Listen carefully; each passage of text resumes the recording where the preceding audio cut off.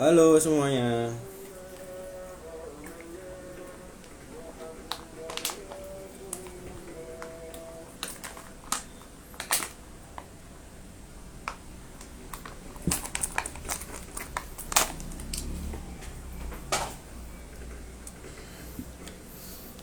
Halo, Mas Tommy Prabowo.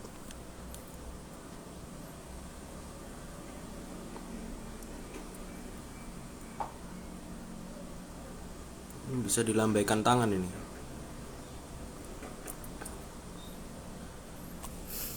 Ano arek bonek. Sorry teman-teman.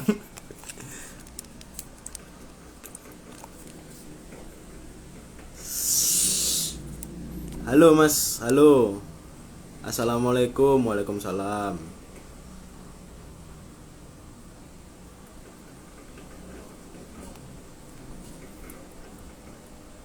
Ngobrol-ngobrol asik dulu ya sebelum masuk tema ya.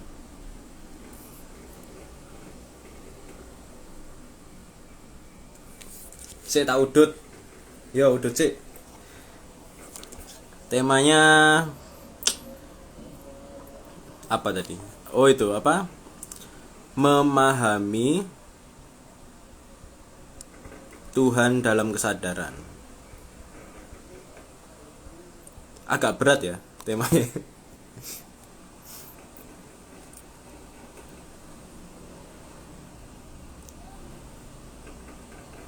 Nah, dari mana aja nih? Oh, salam dari Malang, dari Palembang. Mas Fauzan. Ini Mbak atau masih Mirna? Dari Malang.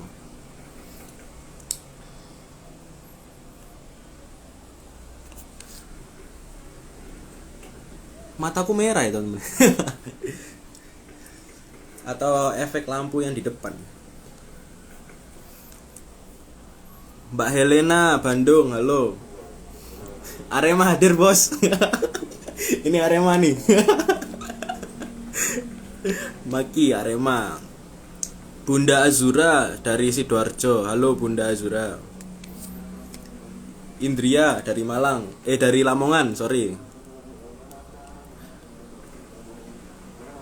Hasanuddin, selamat bergabung.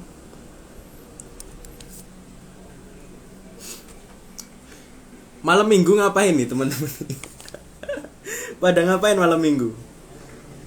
Kalian nganggur banget ya malam minggu denger live-nya Toporoso ya. Malam minggu itu enaknya enjoy libur kerja, misalkan kalau ada orang kerja, atau enjoy dengan keluar sama pacarnya atau pacarnya temen atau mantannya. Iya, harusnya enjoy teman-teman. Kenapa kok bahas hal seserius ini? Tapi nanti bakal kita lucu-lucuan juga kok. Jadi bahas ketuhanan ini nggak harus seserius itu ya. Sumatera hadir. Oh, harus Sumatera Mbak Rizda. Salam dari Medan Mas. Ya, salam Mas Putra. Wah, ini dari luar Jawa ya. Sulawesi Selatan Bugis. Salam Mas Bunglon 28. PPKM Mas. Iya. Di Surabaya juga gitu ya. Jadi setiap hari itu kan rumah Prabu ini mungkin berapa rumah ya? Mungkin ada 10 atau 15 rumah ke sana. Itu ada masjid gitu ya. Setiap hari Assalamualaikum warahmatullahi wabarakatuh. Innalillahi berita duka terus ya ampun. Kapan selesainya ini berita duka ini? Nganjuk hadir. Halo Mas Gusto Nganjuk.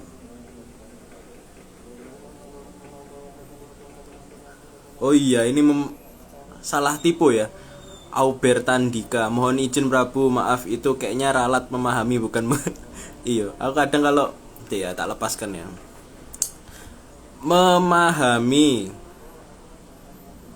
Memahami Tuhan dalam kesadaran.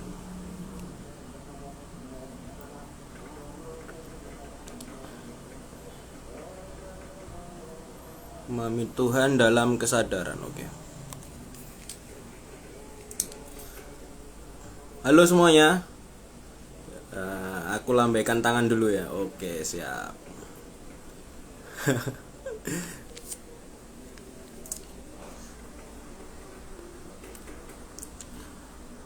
Nanti pertanyaannya bisa kalian tulis di sini nih, di apa, di sebelahnya tanda kamera itu kan ada tombol kayak tanda tanya itu ya. Itu kamu ketik di situ pertanyaan. Tapi Prabu juga ada beberapa pertanyaan sih di sini yang tadi sudah terkumpul ya. Nah, tapi sebelum kita membahas pertanyaan nih, kita membahas tentang materinya dulu ya. Biar kita satu frekuensi gitu. Bisa dimulai lah ini. Aurera, Prabu nggak malmingan dah. Ini malminganku.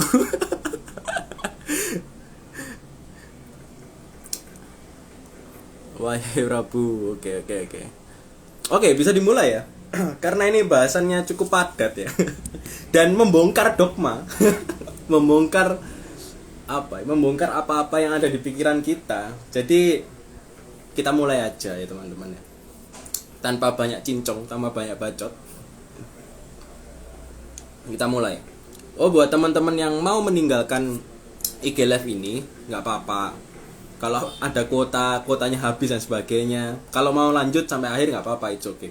Karena ini bakal di-share di YouTube. Cuman asik aja kalau kita simak sampai akhir ya. Karena kita bisa interaksi langsung ya. Kalau di YouTube kan kita nggak bisa interaksi langsung.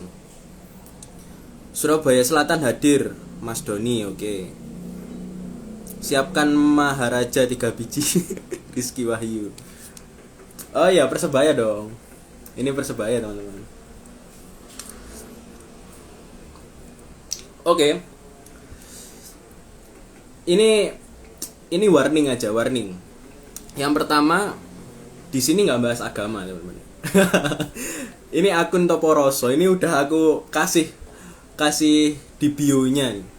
Warning alert, tidak membahas agama. Jadi nanti bahasan kedepannya nanti itu Prabu nggak akan mengkait-kaitkan atau nggak akan membahas banyak tentang ayat-ayat, hadis-hadis gitu ya. Nanti ada banyak orang yang kadrun di sini menghujat misalkan kayak gitu ya. Terus nggak bahas itu, nggak bahas kitab suci juga sebenarnya. Jadi ini aneh nih, kita bahas Tuhan tapi kita nggak bahas kitab suci karena memang ini bukan akun agama. Ini kita membahas Tuhan dari sisi kesadaran ya teman-teman. Dari sisi kesadaran ya teman-teman. Nah terus yang kedua, ini yang pertama ya. Yang pertama ini bukan akun agama, jadi jangan berharap Prabu nanti ngaji ya. Jangan berharap Prabu membuka Al-Quran, kitab Injil, Bhagavad Gita, jangan berharap itu ya. Itu yang pertama perlu di garis bawahi. Terus yang kedua, pemahaman yang akan kita bahas, itu pemahaman yang ada di dalam. Pemahaman yang ada di dalam, bukan pemahaman yang ada di luar. Jadi sebenarnya Prabu kowar-kowar ini gini itu sebenarnya kurang pas karena pembahasannya lebih kayak gitu, lebih sesuatu gitu loh pembahasannya. Jadi ya ini patut dipahami pembahasan yang untuk di dalam ya teman-teman, untuk yang di dalam. Terus yang ketiga, itu yang kedua. Ini Prabu catat nih, biar nggak keliru omong ya. Ini yang ketiga. Tolong sejenak hilangkan dogma, doktrin, dan bayangan kamu tentang Tuhan itu siapa. Gimana sosoknya, gimana tingkah lakunya, gimana kerjaannya dia, job desk-nya Tuhan itu apa aja, itu dihilangkan dulu ya teman-teman. Karena kita akan membahas dari sisi kesadaran ya. Apa ini? Jangan grogi Prabu, ketrul ya. Wah kalau bahasan gini tuh mana ada nggak grogi ya, ketrul ya. Ini bahasan rawan, tapi kalau memang ini bermanfaat ya mungkin alhamdulillah bisa diterapkan gitu ya. Oke ya. Udah siap ya. Jadi ada 3 syarat ya. Pertama, ini bukan akun agama. Jadi kedepannya Prabu nggak akan bahas ayat-ayat dan kitab-kitab suci, nggak akan bahas itu. Terus yang kedua, ini pembahasan yang di dalam, jadi bukan keluar. Jadi usahakan ini untuk diri kita sendiri, untuk mengenal diri. Kan man arafa nafsahu ya, untuk mengenal diri kita sendiri dulu. Terus yang ketiga, bebaskan dogma kalian, bebaskan apa yang mengikat selama ini tentang Tuhan itu siapa, job desk-nya siapa dan sebagainya. Itu 3 hal itu ya. Ketawa terus ya Prabu. Iya loh. Malam minggu loh. Malam minggu gak ada kerjaan malah live ketawa aja ya. Oke, kita masuk bahasan ya. Aku buka dulu. Bismillahirrahmanirrahim. Assalamualaikum warahmatullahi wabarakatuh semuanya. Terima kasih join live hari ini. Ini live yang sangat mungkin menurut Prabu bahasan terbaik ya. Karena ini membahas Tuhan nih, membahas sesuatu yang agak sensitif. Nah, pertama kita harus tanya dulu nih. Aku mau tanya ke kalian. Ini mungkin kalian bisa dijawab di kolom komentar. Bali hadir, Arya. Oke, halo Arya. Apakah engkau percaya Tuhan? Nah, itu dulu pertanyaannya. Tulis di kolom komentar. Kamu percaya Tuhan atau enggak? Hingga sekarang ya teman-teman ya. Hingga sekarang ya. Jadi pengalamanmu, dari sekian banyak pengalamanmu, terus dari sekian banyak apa yang kamu pelajari, itu kamu percaya enggak sama Tuhan? Kamu percaya enggak sih Tuhan itu ada? Itu aja deh. Awalnya. Pertanyaan pertama. Ini ada banyak pertanyaan nih. Pertanyaan pertama.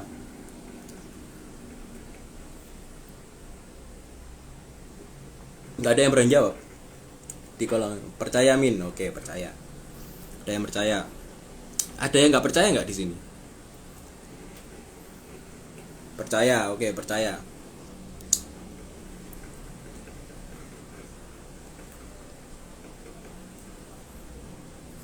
Oke, percaya ada. Aku merasakan. Oke, semuanya percaya ya. Oke, semuanya percaya. Oke, aku asumsikan semuanya percaya. Nunggu percaya.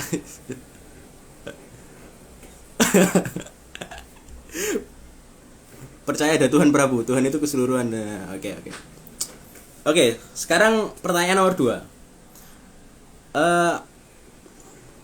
Apa engkau percaya matahari itu ada? Apa engkau percaya bulan itu ada?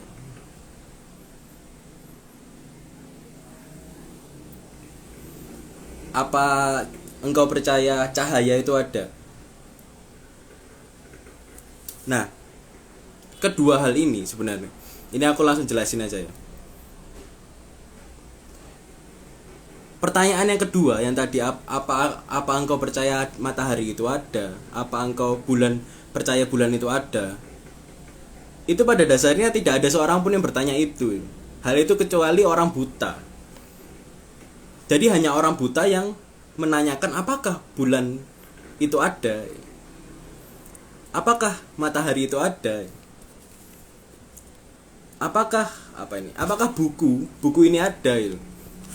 Kan hanya orang buta yang menanyakan hal itu. Hanya orang yang tidak melihat kenyataannya, tidak melihat realita yang ada di depannya. Kembali lagi ke pertanyaan pertama. Apakah kamu percaya Tuhan itu ada?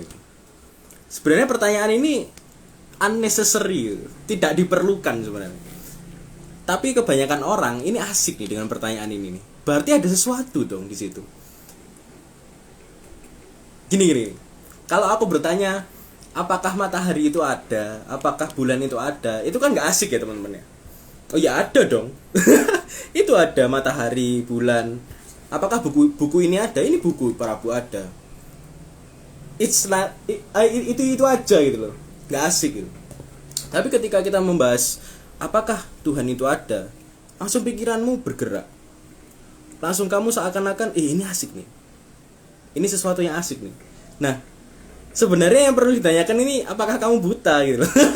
Karena ketika orang tidak buta, orang yang mampu melihat, orang yang mengalami, itu kepercayaan itu hilang. Contohnya, apakah aku Apakah aku membuat sebuah komunitas? Ayo kita buat komunitas bahwa buku ini ada. Ayo buat komunitas bahwa buku ini tidak ada. Ayo buat komunitas Tuhan itu ada. Ayo buat komunitas Tuhan itu tidak ada. Buat apa? Unnecessary. Itu tidak diperlukan gitu. Itu tidak diperlukan. Jadi contoh ya, misalkan aku percaya bahwa pulpen ini ada. Terus orang-orang yang melihat, kamu gila ya? Kamu gak perlu percaya bahwa adanya pulpen ini ada. Cukup kamu menyaksikan saja. Gak perlu kamu percayai. Karena ketika kamu percaya, itu sesuatu yang tersimpan dan itu menjadi dogma. Makanya orang yang berusaha untuk mendobrak kepercayaan seseorang, itu orang tersebut akan marah. Karena ya itu unnecessary gitu. Itu tidak diperlukan sebenarnya. Sebenarnya ya teman-teman. Sebenarnya ini dalam sudut kesadaran ya. Sebenarnya Prabu ini diupload di YouTube kah? Ya, ini diupload di YouTube. Jadi seakan kepercayaan itu kayak sebuah kebutaan gitu. Aku percaya bahwa matahari itu ada. Kenapa kamu percaya bahwa matahari itu ada? Nggak perlu dipercaya matahari itu ada. Matahari itu ada. Apakah kamu percaya Tuhan itu ada? Percaya. Seakan-akan kamu nggak percaya ketika kamu ngomong percaya. Ini jebakannya ya. Jebakannya apa, pertanyaan apakah kamu percaya Tuhan itu ada. Ketika kamu ngomong percaya, itu seakan-akan kamu gak percaya. Seakan-akan kamu tidak mengalami dan menyaksikan Tuhan itu sendiri.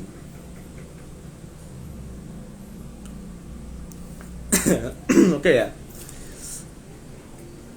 Jadi hanya mereka yang butalah yang percaya matahari itu ada. Percaya matahari itu ada. Mereka yang bisa melihat, ya nggak perlu rasa percaya itu. Matahari sudah ada, it's okay. Gitu aja gitu. Itu ya. Itu yang pertama. Pertanyaan yang membuat kita itu seakan-akan percaya padahal nggak percaya sebenarnya. Seakan-akan percaya padahal nggak ngalamin. Kayak gitu. Oke, yang kedua. Yang kedua kita akan bahas pikiran sedikit. Pikiran pada dasarnya itu, sifat alamiah pikiran adalah mencari makna, mencari arti. Ini pemahaman yang kedua yang perlu dipahami, bahwa sifat pikiran itu pada dasarnya dia itu selalu mencari arti. Kalau kamu mengamati pikiran ya, kamu akan menemui bahwa pikiran itu selalu harus ada alasan ketika kita melakukan sesuatu. Contoh ya, ketika aku bekerja gitu, aku harus punya alasan.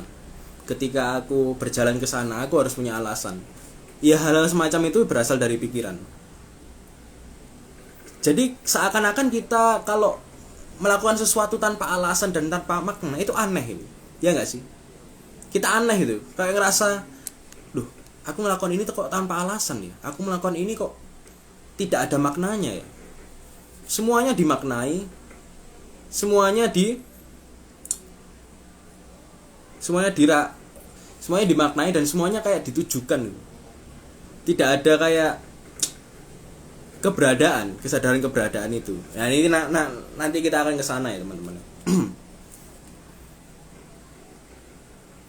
Jadi kita selalu menanyakan nih, untuk apa dunia ini?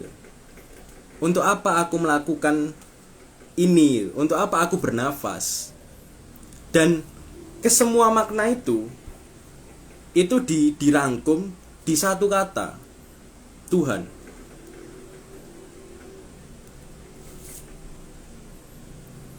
Aku ulang ya. Pikiran itu selalu mencari makna. Pikiran itu selalu mencari tujuan. Kita melakukan A selalu memikirkan, oh aku kenapa ya melakukan A. Kita melakukan B selalu memikir, oh aku kenapa ya melakukan B. Dan semua itu akan menjadi kayak filsafat gitu ya. filsafat yang memaknai, akhirnya dia berujung kepada satu titik, apa ya makna dunia ini ya? Apa tujuannya dunia ini ada? Apa ya tujuannya matahari itu ada? Apa ya tujuannya bulan itu ada?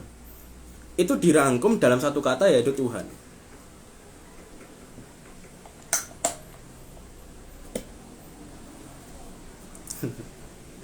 Minum dulu ya teman-teman. Lanjut YouTube Prabu.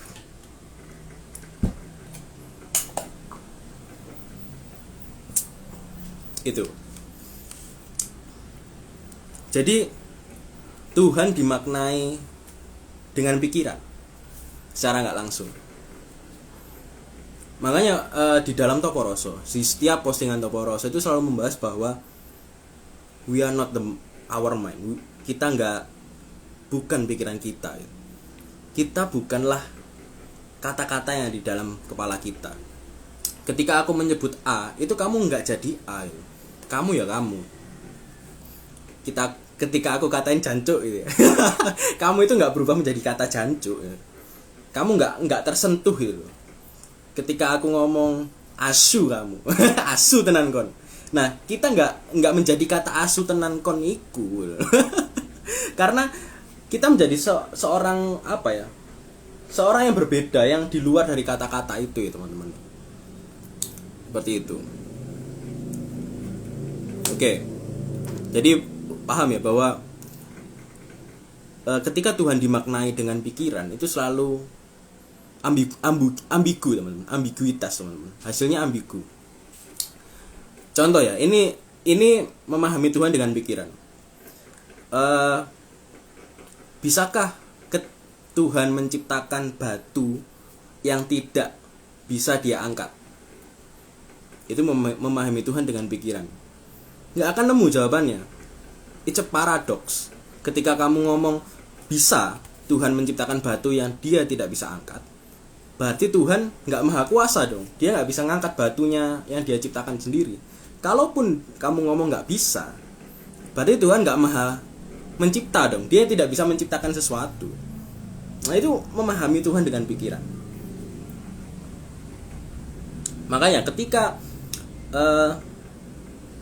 Tuhan aja kita tidak bisa memaknainya dengan pikiran, apalagi diri kita sendiri. Diri kita sendiri itu di luar dari pikiran. Makanya konsep kesadaran pertama adalah mengamati pikiran, karena pikiran itu bukan diri kita. Itu ya. Ngantuk mas. Tuhan bukan pikiran, Tuhan kotor. Ya. Oke. Terus gini, kita kebiasaannya gini. Kita menanyakan eksistensi atau keberadaan itu harus ada penciptanya.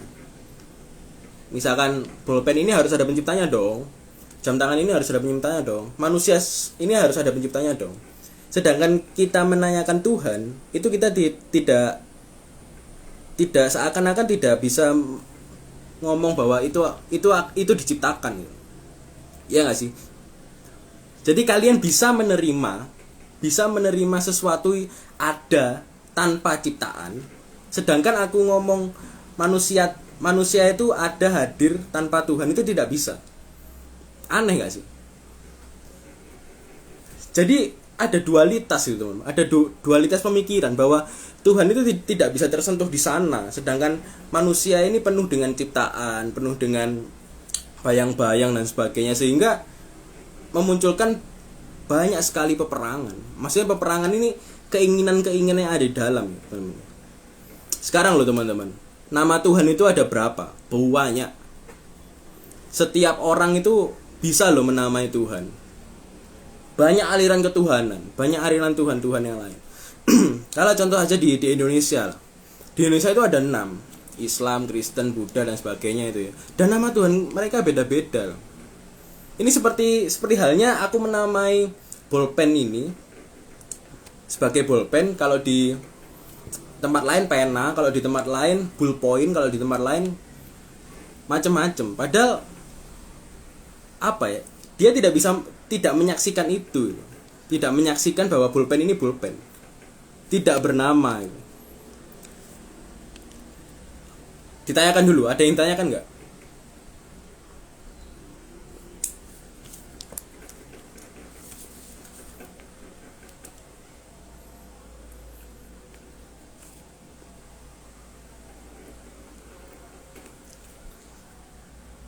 Kita selalu mencari arti, kita selalu mencari makna. Seakan-akan kehadiran bunga mawar di depan kita itu nggak akan cukup kalau di sana itu nggak ada Tuhan, nggak ada Tuhan yang menciptakan mawar.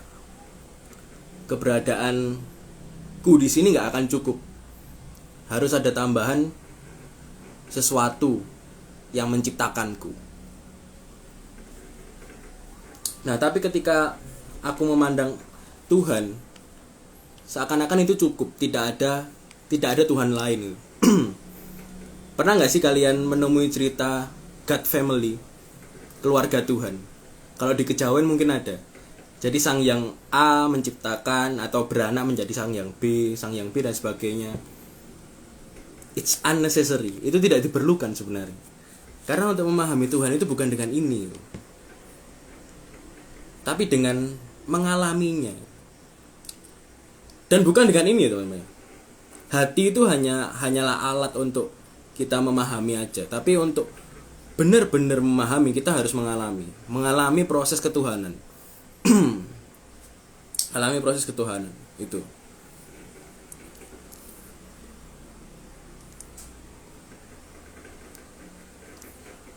Terus ada lagi nih.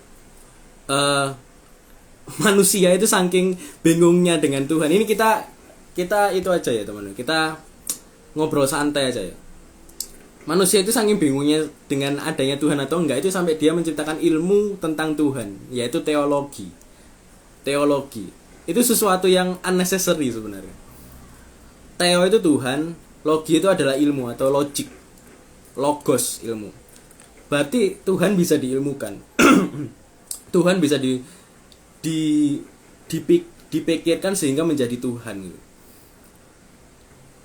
Ini ambigu, teman-teman. Ini sesuatu yang sekarang gini, ketika aku menjadi seekor tikus ya. Misalkan ya, semua di seluruh dunia ini tikus ya.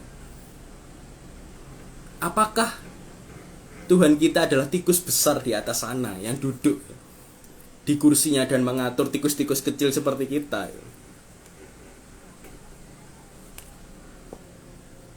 Ya inilah sebabnya kenapa kita tidak bisa memahami Tuhan dengan pikiran, karena kita selalu memfilsafati Tuhan itu sendiri.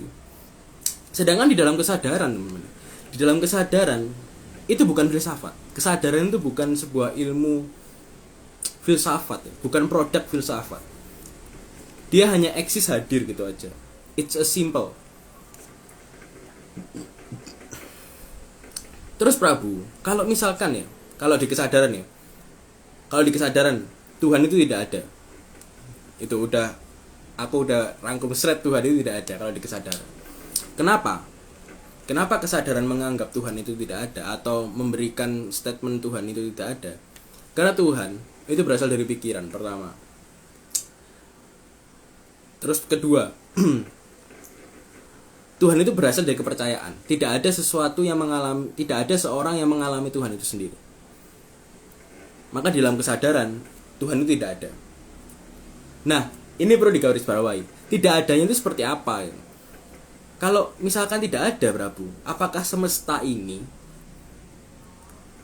tidak ada yang menciptakan? Apakah semesta ini tidak juga ada yang mengakhiri gitu? Iya. Kalau dalam kesadaran, semesta ini berjalan tanpa putus, teman-teman.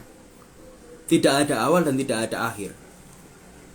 Tidak berawal dan tidak berakhir semesta ini. Ketika kamu mati, apakah kamu mati? Kamu akan bertransformasi ke wujud-wujud lain, wujud-wujud energi lain. Meskipun Prabu belum pernah mengalami mati ya, teman-teman. Tapi Prabu percaya bahwa semesta ini terus bergerak. Kenapa semesta ini terus bergerak? Lihat perubahan zamannya, perubahan iklim, perubahan apapun itu yang ada di semesta ini. Dia itu terus bergerak. Dan dia tidak akan berhenti. kamu tidak akan bisa menghentikan aliran sungai. Sungai itu akan berjalan secara alamiah. Tidak bisa kamu pikirkan kapan sungai itu berhenti, dan tidak bisa kamu pikirkan kapan sungai itu harus berlanjut mengalir. Sungai itu pasti mengalir. Jadi kita itu hidup di sungai, teman-teman. Seakan kalau dalam istilah-istilah spiritual ya. Dalam istilah-istilah spiritual itu kita menganggap diri kita itu hidup di dalam samudra keheningan atau air kehidupan atau hayu atau zat atau apapun itu yang disebutkan orang-orang itu. Kita hidup di dalam sungai, di dalam sebuah samudra, di dalam kolam yang sama loh teman-teman. Kita hidup di dalam kolam yang sama. Terus kenapa kita memikirkan ada kolam lain di luar sana, terus kapan kolam ini berakhir, kapan kolam ini berawal? Nggak perlu, unnecessary. Itu sesuatu yang tidak diperlukan. Jadi untuk memahami Tuhan itu kita harusnya memenggal kepala kita sendiri, teman.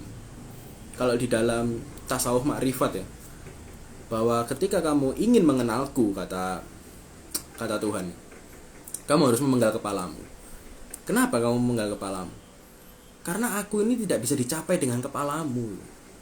Aku bisa dicapai dengan pengalamanmu, dengan penyaksianmu. Kalau kata Rumi ya, jalan menuju langit itu adalah kepalamu. Maka injak-injaklah kepalamu di bawah telapak kakimu. Kalau kata Rumi. Maksudnya Rumi itu apa? Ketika kita berjalan menuju Tuhan yang sebenarnya, bukan Tuhan abal-abal yang Prabu anggap itu nggak ada tadi ya. Itu kita harus meletakkan kepala kita, terus kita injak-injak sampai ke atas, sehingga kepala itu tidak ada, pikiran itu tidak ada. Makanya setiap meditasi itu selalu berfokus pada hilangkan pikiran, berhentilah pikiran, berhentilah nafsu, perangilah nafsu. Itu karena apa? Karena semuanya itu ada di sini, teman. Nafsu, keinginan, sosok berupa Tuhan itu semuanya ada di sini. Jadi ketika aku menfilsafati Tuhan, pada dasarnya di saat itu aku sedang memperkosa Tuhan. Aku sedang mengetrek-etrek bahasa Jawanya. Sedang jauh dengan Tuhan ketika aku memfilsafati Tuhan. Karena aku tidak mengalaminya, aku hanya berteori. Ketika aku menfilsafati keberadaan pulpen ini, itu seakan-akan justru aku malah menjauh dari pulpen ini.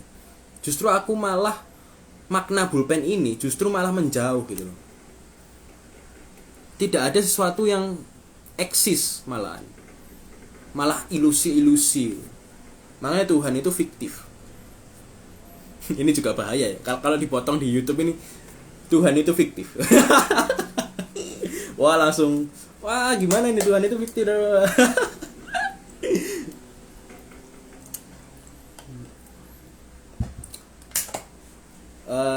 Sebenarnya cerita-cerita seperti surga neraka, kehidupan dan sebagainya, kehidupan setelah mati, Tuhan dan sebagainya, itu cerita-cerita yang memang untuk mengisi psikologis kita yang tidak mampu menerima hidup tanpa arti. Banyak dari kita, teman-teman, mungkin teman-teman juga nih, teman-teman yang lagi nonton live ini ya, banyak dari kita yang tidak bisa menjalani hidup tanpa arti, yang tidak bisa menjalani hidup tanpa makna. Makanya kehadiran Tuhan itu perlu. Tuhan yang abal-abal itu, Tuhan yang sosok itu perlu. Karena untuk menjawab orang-orang yang tidak kuat itu, orang-orang yang tidak mampu untuk hidup tanpa arti. Sebenarnya hidup itu apa sih, teman-teman? Kalau kita membahas Tuhan nih, kita pasti akan membahas hidup dong. Karena itu saling berkaitan. Sekarang apa itu tuh hidup? Tujuannya hidup itu apa? Ya hidup gitu. Emang apa lagi? Apa sih makna hidup, Prabu? Ya hidup. Ketika hidup itu dimaknai, kamu sudah membunuh hidup itu sendiri. Hidup itu tidak bisa dimaknai, teman-teman. Ketika kamu memaknai hidup, kamu akan terbelah. Ada yang buruk, ada yang baik. Itu pasti kayak gitu. Ketika memaknai Tuhan ya, kamu perlu iblis. Karena apa? Karena ketika kita memaknai sesuatu, kita itu selalu terbelah. Terbelah menjadi dua. Ada yang baik, ada yang buruk. Ketika kita memaknai Tuhan dan mengartikan Tuhan, kita harus punya iblis. Karena dua sisi tuh. Kalau memang dogmanya atau doktrinnya Tuhan itu segala-galanya baik, maka kita perlu sosok atau dalang atau kambing hitam yang kita salah-salahkan ketika segalanya itu buruk, yaitu iblis, setan, nafsu, dan sebagainya lah. Jadi aku mungkin tahun lalu itu aku mencoba eksperimen di Instagram. Aku tanyakan ke followers waktu itu ya. Ini belum 11.000 sekian ini ya. Waktu itu ya. Aku tanyakan nih. Kamu bisa nggak hidup tanpa harapan? Kamu bisa nggak hidup tanpa arti? Dan kamu bisa nggak hidup tanpa makna? Semuanya nggak bisa tuh. Jawab nggak bisa. Dan nggak tahu maksudnya kayak gimana, nggak tahu. Kayak aneh gitu. Kita aneh, seakan-akan aneh ketika sesuatu itu tanpa makna. Kita menjadi aneh ketika sesuatu itu tanpa arti. Sebenarnya itu kesadaran itu simple teman-teman. Kesadaran simple kesadaran itu membahas keberadaan, kehadiran, eksistensi. Dan eksistensi itu tidak ada tambahan. Tidak ada makna, tidak ada arti, tidak ada tujuan. Ya eksis saja. Ya kayak tadi yang Prabu sebutkan, apakah sungai perlu tujuan dalam mengalir ke lautan? Ya dia mengalir aja. Ketika dia sudah sampai lautan, apakah tujuan itu hilang? Kalau memang dari awal dia punya tujuan itu selalu ada. Kalau memang kita memiliki tujuan. Contoh kita memiliki tujuan A ya. Tujuan tercapai. Terus di sini itu kita memiliki tujuan lagi. Dan ketika tujuan itu tidak tercapai, maka ada penderitaan masuk, gelisah dan sebagainya. Iblis masuk. Akhirnya dan sebagainya lah. Narasinya macam-macam ya. Akhirnya kita terjebak dalam lingkaran itu. Tidak stop ya. Ini untuk di dalam ya teman-teman. Untuk urusan di dalam. Kalau di luar kita harus bertujuan untuk sukses di dunia, membanggakan orang-orang sekitar kita dan sebagainya. Tapi ini urusan dalam, urusan dalam. Oke ya. Ini ada Aira Meli. Untuk mengisi psikologis kita yang tidak siap menerima hidup tanpa makna, arti dan tujuan. Itu tujuannya Tuhan ada. Untuk mengisi psikologis manusia bahwa kita ada yang belum siap untuk menerima itu. Jadi kita sosokkan Tuhan nih. Nah, karena Tuhan berasal dari pikiran. Ya, pertama ya, karena Tuhan berasal dari pikiran, berarti dia harus sama dengan kita. Wujudnya harus sama dengan kita. Ini masuk ke wilayah wujud ya, teman. Wujudnya harus sama dengan kita nih. Karena apa? Karena selama ini kita mengalami diri kita sendiri. Kita tidak mengalami pohon, tidak mengalami bunga, tidak mengalami bulan, tidak mengalami kambing, sapi dan sebagainya, tidak mengalami. Makanya wujud Tuhan itu tidak seperti kambing, tidak seperti sapi, tidak seperti pohon, tidak seperti bulan, seperti kita. Seandainya kalau kita adalah tikus, kita adalah babi, apakah Tuhan kita adalah tikus besar dan babi besar di atas sana?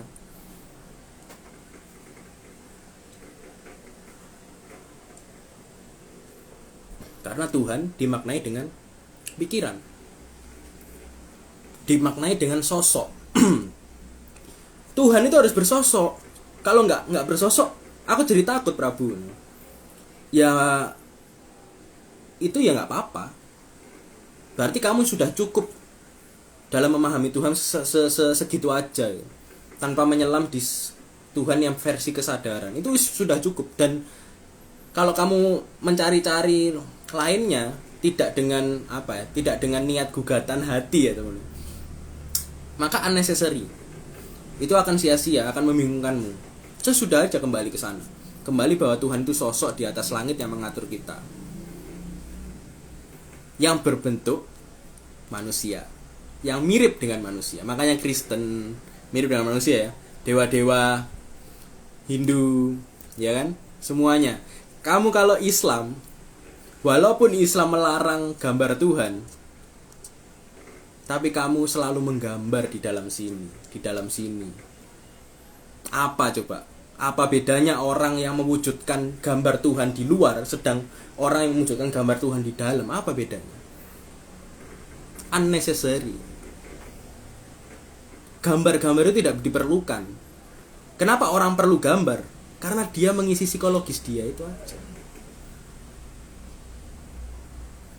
Sekarang loh teman-teman, apa bedanya kita menggambar Tuhan, mewujudkan Tuhan dengan patung, lukisan dan sebagainya, dengan orang-orang yang memahami agama kayak Islam ya, kayak agama-agama yang tidak mensosokkan Tuhan. Itu di sini. Apa bedanya menggambar Tuhan di sana dengan di sini? Sama. Itu menggambar, itu mensosokkan. Sekarang, jujur aja deh, ketika kamu sholat misal, kalau Islam ini Prabu membahas sedikit aja. Ketika doa itu tergabul atau kamu merasa nyaman dan enak, itu seakan-akan bayanganmu itu Allah itu sedang memberimu rizki dengan tangannya. Atau di Kristen lah, bayangkan Tuhan itu memeluk kita ya. Berarti ketika Tuhan bisa dipeluk atau bisa memeluk, berarti dia wujudnya seperti kita. Bayangkan. Sekarang bayangkanlah, jika ya teman-teman, jika kita adalah tikus atau jika kita adalah kelinci. Jika kita adalah kelinci, apakah Tuhan kita kelinci besar di atas sana? Dan surga kita adalah kebun wortel. Ayo. Misal kita kelinci nih. Kita kelinci. Berarti Tuhan kita sosoknya kelinci besar yang mengatur di atas sana ya, duduk di kursinya sambil mengawasi kita. Kalau ada yang gak rajin ibadah kepadaku, masuk neraka. Nerakanya apa? Nerakanya mungkin kebun wortel yang terbakar. Terus dia yang jadi sate kelinci ya, itu nerakanya. Tapi sedangkan surganya mungkin kebun wortel yang segar, penuh rindang dan banyak tumbuh-tumbuhan. Wortelnya besar-besar, warna oranye sekali. Ya enggak? Jadi kalau kita mengamatinya, kita belajar untuk memahami, sebenarnya surga dan neraka itu tercipta di sini. Di sana ada enggak Prabu? Enggak tahu gitu. Ngapain mikir di sana? Wong di sini aja belum kelar gitu loh. Kenapa mikir di sana? Sebenarnya surga neraka itu di sini, teman-teman. Apa surgamu? Misalkan kalau cowok surganya bisa ngentot sama banyak cewek. Bisa melakukan apa aja ya. Surganya kan itu.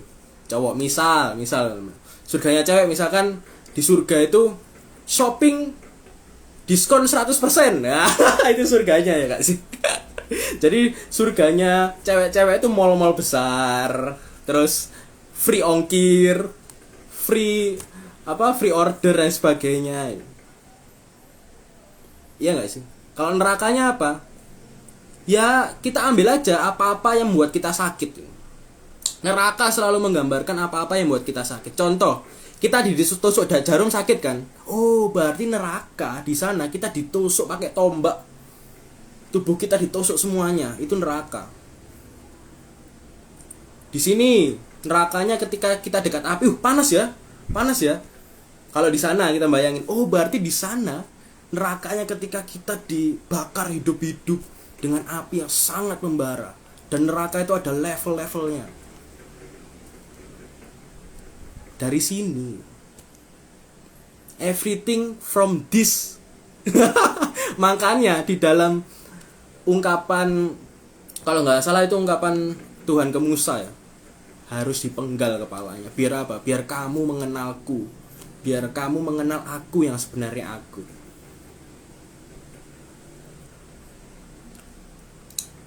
Itu ya teman-teman. Kalau apa di agama ya jangan bahas gini dong. Nanti bisa lo kadrun kamu, halal darahmu untuk kita matikan ya. Itu ya teman-teman ya. Wah, banyak sekali yang komen ini ya.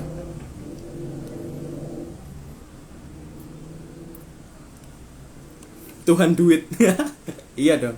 Misalkan kamu pebisnis atau orang yang mencari uang di dunia, surgamu ya banyak duit ya. Misalkan kamu nanam biji, twing keluar duit. Wah, surga enaknya. Ini juga penting ya, teman-teman. Surga dan neraka itu pada dasarnya dia tercipta dari kebudayaan pemikiran orang yang menciptakan sebuah kelompok atau agama tertentu. Contoh misalkan Islam. Waktu di zaman Arab dulu itu surganya itu bisa ngentot banyak cewek. Karena dulu itu budak-budak itu masih free ya. Bukan masih free ya, dijual belikan ya. Apalagi budak-budak cewek. Akhirnya orang-orang yang susah mencari budak cewek dan susah melampiaskan nafsunya, dia akan apa? Menuju surga yang penuh dengan cewek. Surga neraka dari sini. Tuhan dari mana? Dari sini juga. Dari sini juga. Oke, ada yang tanya kan? Siti Jenar. Hampir mirip Siti Jenar. Sebenarnya ya sih. Siti Jenar. Al-Halat. Pemahaman Siti Jenar Al-Halat ini mirip kayak gini.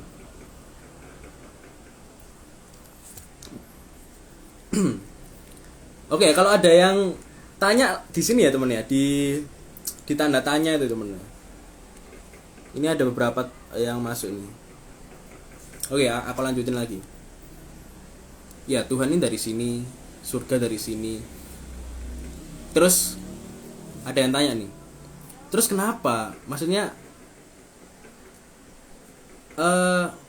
hari penghakiman, hari timbangan atau hari kita dihitung dosa pahalanya, terus kamu ditentukan masuk neraka apa surga, itu buat apa? Ya buat ngisi psikologis itu loh teman-teman. Sekarang ya teman-teman, ada berjuta-juta bermiliar manusia, dia tidak bisa memahami satu keilmuan yang mengisi psikologisnya, tidak bisa dong. Psikologis tiap orang beda-beda.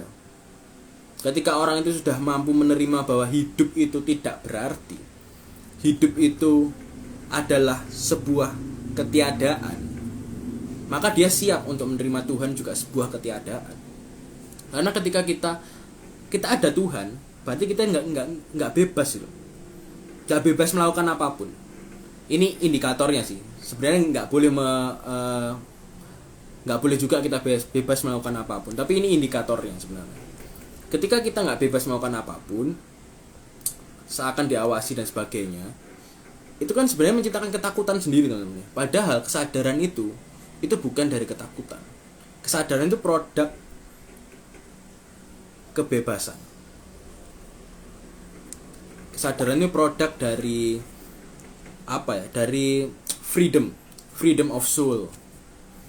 Yang orang-orang memang memahami Tuhan sebagai bukan sosok. Oke ya. Nah, terus kita masuk ke itu deh. Terus siapa? Ya gak sih? Kalian pasti bertanya, terus siapa Prabu? Kalau Tuhan itu semuanya berasal dari sini, surga neraka Tuhan berasal dari sini, sedangkan kita itu bukanlah ini. Kalau di Toporoso kan kita bukanlah pikiran, kita bukanlah kata-kata yang ada di kepala. Terus apa? Terus apa? Ya itu loh. Ya itu. Aku nggak bisa jelasin itu.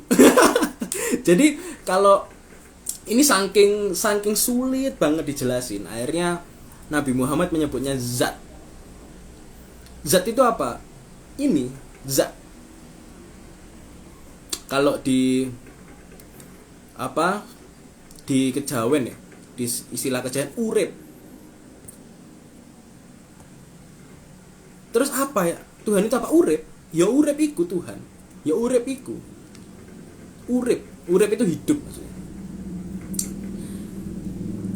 Kalau aku karena memang susah mengibaratin ya daya hidup, sebuah daya hidup. Jadi ketika kita bernafas nih teman-teman, ketika kita bernafas sebenarnya kita hidup itu bukan dari oksigen. Ada banyak nih ya, ada zaman sekarang itu ada banyak yang memerlukan oksigen teman-teman. Tapi sebenarnya hidup itu bukan karena oksigen. Kita membutuhkan oksigen nih untuk hidup, maksudnya untuk mentransformasikan darah dari sini ke sini dan sebagainya, metabolisme tubuh dan sebagainya. Tapi sejatinya kita hidup itu bukan karena oksigen. Terus karena Tuhan Prabu? Ya bukan, karena Tuhan kan dari sini. Kalau kamu mati, pikiranmu ya mati. Terus ya apa? Tuhan nggak ada. Nah terus kita hidup itu dari mana? Dari nafas. Dari daya hidup. Apa ya? Aku susah banget jelasinnya. Daya hidup lah atau nafas. Orang meninggal ya teman-teman. Orang meninggal. Di depannya itu, coba kamu hirup. Ada oksigen nggak? Ada. Kenapa orang meninggal tidak bisa menghirup oksigen? Karena dia sudah habis daya hidupnya. Bukan oksigennya teman-teman. Bukan oksigennya habis terus dia meninggal. Bukan. Daya hidupnya itu meninggal. Daya hidupnya sudah habis. Akhirnya dia tidak bisa menyerap lagi oksigen. Itu ya. Kalau di Kristen itu ya, Prabu kan punya teman pendeta juga. Dia juga memahami hakikat kekristenan ya. Aku ngobrol-ngobrol ya pas sama dia. Dia ngomong bahwa Bapa itu ada di dalam lubang hidung setiap anak Tuhan. Bapa itu ada di dalam lubang hidung. Maksudnya di dalam lubang hidung itu apa? Ya di nafas. Di daya hidup itu loh. Yang apa ya? Yang banyak sebutan. Ada Sang Hyang, ada apalagi banyak loh. Ada zat, ada Kristus, ada macam-macam. Jadi ya itu, jadi itu. Terus gini lagi. Ini biar kita memahami bahwa Tuhan itu nggak di sana. Tuhan itu nggak sesuatu yang jauh, tapi sesuatu yang dekat. Gini cara memahaminya. Biar gampang langsung des gitu ya. Gini memahaminya. Sebenarnya aku udah pernah sih membahas ini di IG live sebelumnya. Tapi dibahas lagi lah nggak apa-apa ya. Kan asik ya.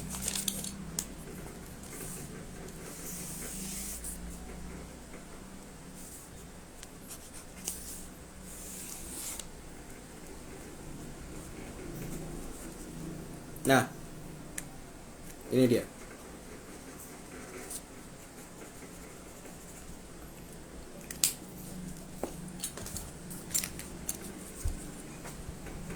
Kelihatan nggak teman-teman? Jadi ada dua kondisi A dan kondisi B. Kondisi A dan kondisi B. Nah, dari dua kondisi ini, itu aku udah namain nih. Ini Tuhan, lingkaran besar ini Tuhan. Terus lingkaran kecil ini kita. Lingkaran kecil ini kita. Sedangkan lingkaran besar ini Tuhan, lingkaran kecil ini kita. Aku kecilin aja ya. Biar kayak terlalu besar deh gambarku deh. Kita ulang lagi. Kita kecilin aja ya gambarnya.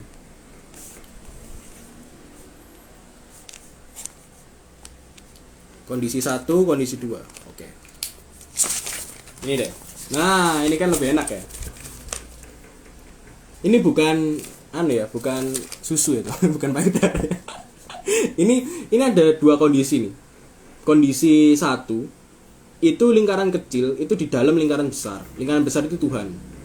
Lingkaran besar itu Tuhan. Sedangkan ini itu kondisi di mana lingkaran kecil itu di luar lingkaran besar. Nah, pertanyaannya, apakah kita hidup di dalam Tuhan, di dalam lingkaran besar ini, atau di luar lingkaran besar ini? Di mana?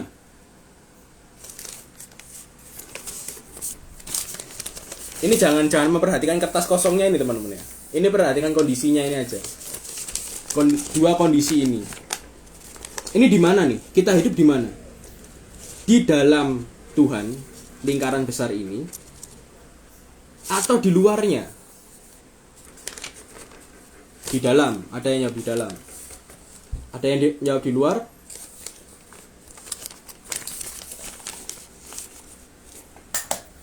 Jadi kita hidup itu di mana nih? Di dalam lingkaran besar. Jika lingkaran besar itu Tuhan dan lingkaran kecil itu kita, atau kita di luar lingkaran besar? Enggak bisa di dua-duanya. Itu dua kondisi aja. Enggak ada dua-duanya, karena kalau ada di keduanya berarti ada lingkaran besar lain. Kalau kamu nyebut dua-duanya. Ini hanya dua kondisi ini aja. Di dalam, right? Di dalam. Jadi ketika kita sosokkan Tuhan,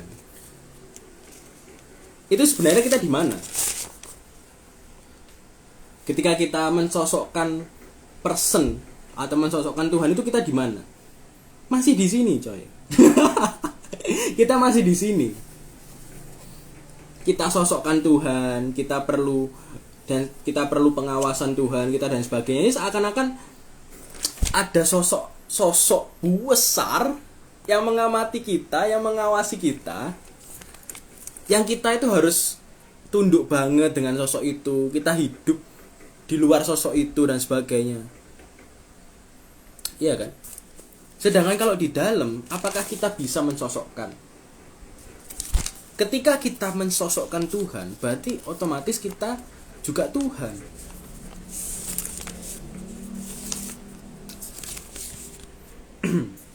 Jadi ada ungkapan ya, bahwa tiada wujud kecuali ingsun, tidak ada wujud kecuali Tuhan. Semuanya Tuhan, aku Tuhan, kamu Tuhan, ini botol ini Tuhan, buku ini Tuhan, semuanya Tuhan. Apakah pas? Ya pas sih, memang pas. Kamu boleh mempercayai itu. Semua yang kamu lihat adalah Tuhan. Tapi bukan itu sih intinya. Inti yang aku bicarakan itu bukan itu. Ketika kamu menganggap, oh ya wes lah, berarti semuanya itu Tuhan. Ketika Prabu ngomong Tuhan itu nggak boleh sosok di luar, ya berarti semuanya adalah Tuhan. Tapi bukan itu intinya. Bukan itu maksudku. Maaf ya teman. Maksudku adalah kata Tuhan itu sangat berbahaya, teman. Kata Tuhan itu apa ya? Kita better drop that word gitu loh. Kita lebih baik menghancurkan kata-kata itu, karena ketika kata-kata itu ada, kata-kata Tuhan maksudnya, bukan kata-kata yang lain. Ketika kata Tuhan itu ada, maka pikiran kita selalu sosok. Pikiran kita selalu sosok gitu. Meskipun kita menganggap semuanya adalah sosok Tuhan, tapi tetap sosok, teman-teman. Tetap sosok. Jadi gimana? Nah, aku menyebutnya ya teman-teman, mungkin tadi daya hidup ya kalau menurutku, karena ada sirkulasi daya hidup yang ada di sini. Tapi yang pas, yang menurutku itu adalah Tuhan itu pure consciousness. Tuhan adalah kesadaran murni. Kesadaran itu aja. Itu adalah Tuhan. Terus kamu bayangin nih, oh berarti kesadaran itu punya tangan, terus hidupnya di atas, terus hidupnya mengawasi kita. Kamu sosokkan lagi. Kamu sosokkan lagi kan. Makanya kata Tuhan itu bahaya, teman-teman. Makanya apa? IG Live ini tuh bahaya juga ya, karena ada kata Tuhan. Karena ketika kita mengejek Tuhan, berarti kita mengejek sosok yang ada di pikirannya setiap orang. Padahal setiap orang itu memiliki sosok yang berbeda. Sekarang kamu tanya deh. Kamu tanya walaupun agamanya sama ya. Tanya Hindu lah, orang Hindu A dan Hindu B, ngomong aja, Tuhan itu seperti apa sih? Oh, Tuhan itu seperti Dewa Siwa. Pertama, Tuhan itu seperti Dewa Krishna. Tuhan itu banyak. Karena dia sosokkan dengan patung, dan identifikasi sosok itu masuk ke sini hingga melekat. Akhirnya ketika Tuhan itu berubah, misalkan dia aliran Siwa, Tuhan itu berubah menjadi aliran Krishna, itu tidak akan bisa diterima. Itu yang pertama. Ada lagi contoh, ada agama A yang tidak menganut Tuhan itu dapat digambar, sedangkan agama B itu menganut Tuhan itu digambar. Ketika dua agama ini berbenturan itu, agama ini yang menganggap Tuhan itu tidak bisa digambar, ini akan marah. Tuhan ini nggak bisa digambar, kafir kamu, syirik kamu kalau menggambar Tuhan gitu. Misalkan kayak gitu ya, ketahuan dong agama ini siapa. Oke, terus ketika dia di lain sisi, di lain waktu dia berdoa, dia ibadah dan sebagainya, terus dia mensosokkan Tuhan, menggambar Tuhan di pikirannya, lalu dimaknai hingga ke dalam hatinya, seakan-akan Tuhan memeluk, Tuhan berbicara dengannya, dan sampai dia menangis. Apa bedanya gitu? Apa bedanya kamu sosokkan di luar dengan di dalam? Itu semua hanya sosok gitu. Nah, itu yang berbahaya teman-teman. Kata Tuhan itu yang berbahaya, yang membuat ricuh gitu, membuat perang. Karena apa? Karena dia sosok gitu. Dan sosok Tuhan itu mirip dengan apa yang sangat kita cintai, yaitu diri kita sendiri yang tadi Prabu sebutkan. Nah, ketika aku menghina Tuhan di depanmu, otomatis aku menghina dirimu, karena kamu terlalu melekat dengan kata-kata itu. Makanya di video YouTube Toporoso atau di postingan Toporoso, jangan melekat. Kunci kesadaran itu jangan melekat. Kamu boleh terlibat, tapi jangan melekat gitu. Jadilah terlibat, jadilah lebih terlibat, tapi jangan terikat, jangan melekat. Kayak gitu. Seperti itu. Nah, terus gimana? Kita menyebutnya gimana, Bro? Biar enak. Karena aku udah terlalu lama menyebut Tuhan itu Tuhan. Kamu sebut aja ketuhanan. Mungkin kamu saking melekatnya ke kata Tuhan, ya udahlah. Kamu sebut aja ketuhanan, jangan kesadaran murni, jangan kesadaran, jangan daya hidup. Udah wis, kamu fokus ke ketuhanan itu aja. Nah, ketika aku nyebut ketuhanan, apa yang ada di benakmu? Nggak ada. Sosok hilang kan? Kamu bisa sosokkan ketuhanan? Bisa. Emang bisa. Coba kamu sosokkan. Misalkan aku nyebut Tuhan ya. Coba kamu sosokkan Tuhan. Gampang sekali. Easy doing, Prabu. Sekarang coba aku ngomong ketuhanan, terus kamu sosokkan. Sulit ya? Ya memang nggak bisa disosokkan. Justru yang benar itu adalah ketuhanan, bukan Tuhan. Makanya di dalam Pancasila kita bukan Tuhan yang Maha Esa, tapi ketuhanan yang Maha Esa, yang Maha Esa. Kenapa kok para pendiri bangsa dulu itu menyebut ketuhanan? Karena itu sifat, teman-teman. Itu kata kerja, kualitas. Bukan kata benda. Bukan Tuhan gitu. Karena ketika Pancasila itu diubah Tuhan yang Maha Esa, wah ricuh nih Indonesia. Bisa perang agama. Bisa sindir-sindiran. Sila pertamaku ini loh yang benar. Oh enggak, sila pertamaku ini lah. Enggak bisa. Kita enggak bisa Makanya aku sebut it's a dangerous word. Itu sesuatu yang berbahaya, teman-teman. Kata Tuhan itu sesuatu yang berbahaya. Makanya para pendiri bangsa dulu, it's no. Jangan pakai kata ini. Kita pakai kata ketuhanan aja. Kayak gitu. Oke, ada ini masuk pertanyaan ya, teman-teman ya. Apa udah paham atau blast? Ini ya. Jadi Tuhan itu sosok personal atau gimana Prabu? Itu enggak sosok personal. Karena aku menyebutnya kualitas ya.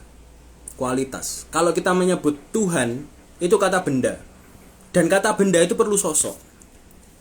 Pulpen. Kamu perlu sosok enggak? Ya iya dong. Di dalam bayanganmu, oh pulpen itu. Mobil. Mobil itu. Maksudnya ada sosok di sini. Perlu sosok kata benda. Ketika aku nyebutkan kebulpenan. Bingung enggak kamu? Gimana ya mensosokkan kebulpenan? Atau contoh lagi, kemobilan. Bisa enggak kamu sosokkan?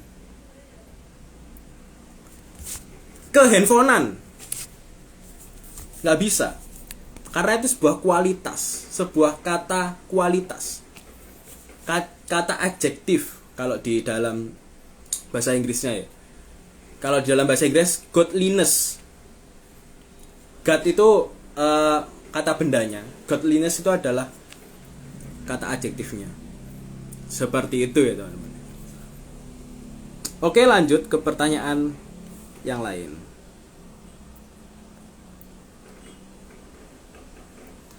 Apakah hadirnya agama harus dimaknai sebagai proses penyelarasan di mana ini? Di luar, Prabu. Iya. Sebenarnya gini teman-teman ya. Kenapa aku sendiri menyarankan bahwa ini adalah sesuatu yang di dalam, bukan keluar. Karena ketika kamu keluarkan keluar, itu ya akan ricuh sendiri. Karena pikirannya akan berbentrokan. Sebenarnya gini teman-teman. Ketika kamu sudah mengalaminya, kamu cenderung diem, cenderung malas untuk untuk mengkoar-koarkan gitu ya. Termasuk Prabu ya. Prabu sendiri seperti itu. Jadi jangan contoh Prabu. Tapi Prabu yang mana nih? Prabu kan ada banyak. Oke, next. Ruh itu apa Prabu? Ruh itu daya hidup ya. Ruh itu. Jadi apakah akhirat itu ada? Aku nggak bisa ngalamin akhirat sih sebenarnya. Kalau aku ngomong akhirat itu ada, maka ada teori yang mendukung itu ada. Maka akhirat itu adanya di sini, di saat ini, di detik ini itu akhiratmu. Di detik ini itu adalah surgamu, di detik ini adalah nerakamu. Seperti itu ya.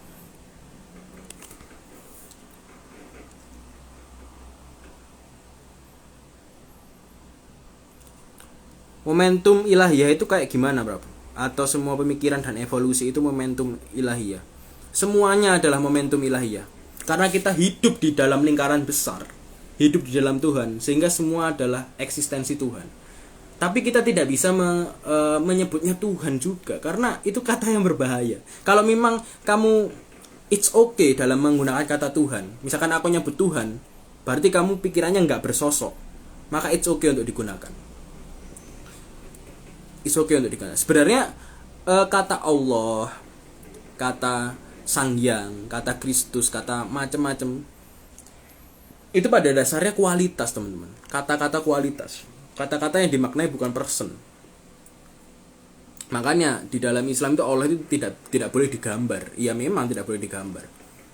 Tapi ya sama aja dong kalau digambarnya di sini atau di sini.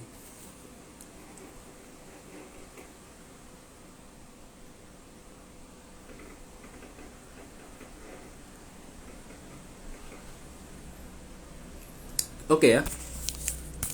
Aku masuk ke pertanyaan yang yang tadi ditanyakan di itu. Menurut Prabu apa definisi Tuhan dan ketuhanan? Bagaimana cara tahu? Kita sudah ya tadi ya. Terjawab ya. Man arafa nafsahu wa qad arafa rabbahu. Tanda tanya. Ini pertanyaannya. Oke, gini ya. Ini aku hapus dulu pertanyaannya. Man arafa nafsahu wa qad arafa rabbahu itu adalah konsep Islam. Buat teman-teman yang non muslim di sini, itu adalah konsep di mana kita mengenal Tuhan. Jadi man arafa nafsahu itu barang siapa kamu mengenal dirimu sendiri, wa qad arafa rabbahu, kamu akan mengenal Tuhanmu atau mengenal Robmu. Ini bukan itu ya, bukan koar-koar jualan ayat ya. Ini aku kutip aja teman-teman. Ini terus kita maknanya sebagai kesadaran. Gini deh. Ini maaf ya teman-teman. Ini pertanyaan banyak banget. Tapi mungkin bisa terjawab di sini yang ketika aku jelaskan, atau bisa DM nanti ketika ini udah selesai teman-teman. Atau bisa komen di YouTube dan sebagainya. Oke. Tentang konsep man arafa nafsahu, atau barang siapa yang mengenal dirinya, ia akan mengenal Tuhannya. Nah, kenapa kok fokus ke diri dulu? Kenapa nggak langsung Tuhan gitu? Takutnya kamu sosokkan Tuhan itu seperti A, B, C gitu. Padahal Tuhan itu nggak seperti itu. Makanya harus mengenal diri dulu. Ketika orang bisa mengenal diri, dia bisa mengenal ini.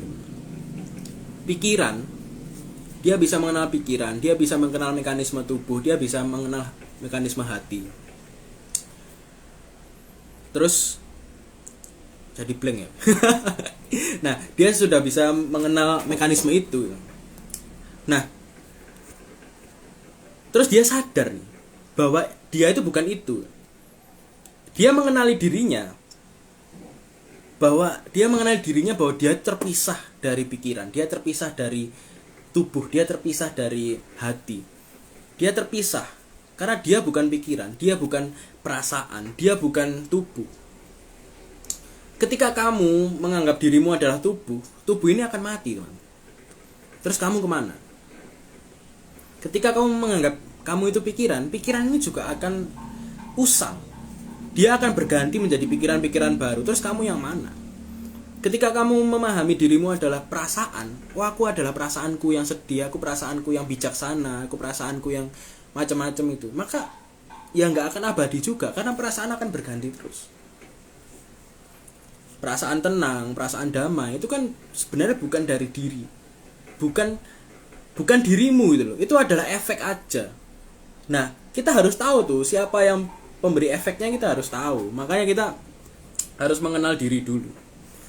Kalau kata Sabrang ya, anaknya Cak Nun, Sabrang di dalam acara Ma'iyah, kan Prabu kan juga sering ya lihat Ma'iyah gitu.